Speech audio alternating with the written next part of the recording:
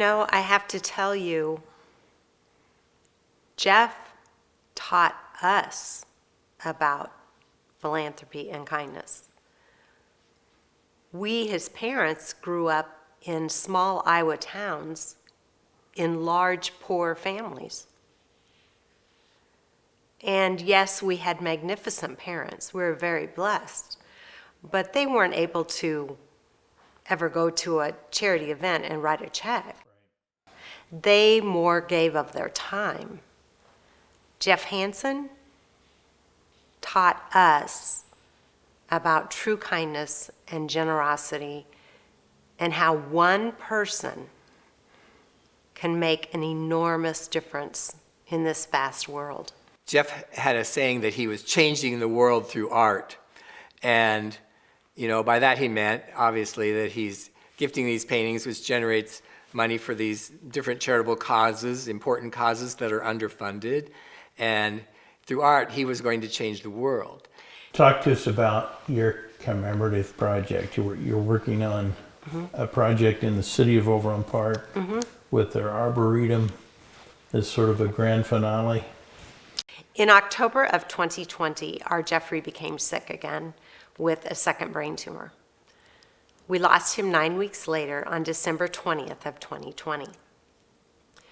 Shortly after that, the city of Overland Park, the mayor's assistant reached out, and they wanted to purchase artwork of Jeff's 4 city offices.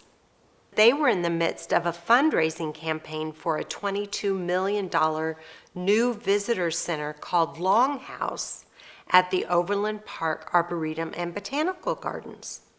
And in that plan was a monumental sculpture and 2 smaller ones.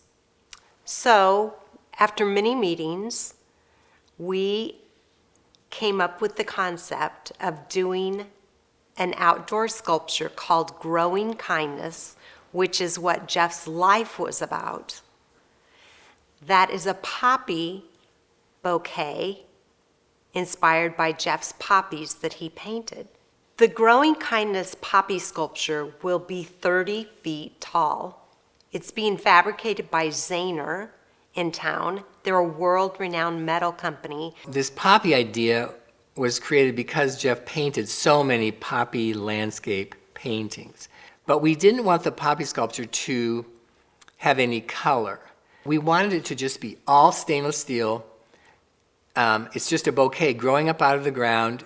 There is no foundation that's visible. You can just walk amongst the flowers and feel like an ant walking around in a garden, looking way over your head to see the blooms. And we thought that was more elegant and more his style. It's like a piece of jewelry standing there. We want the color to be the Arboretum and the Botanical Gardens. There's beautiful flowers growing everywhere, and that should be the color. We don't want to steal away from that.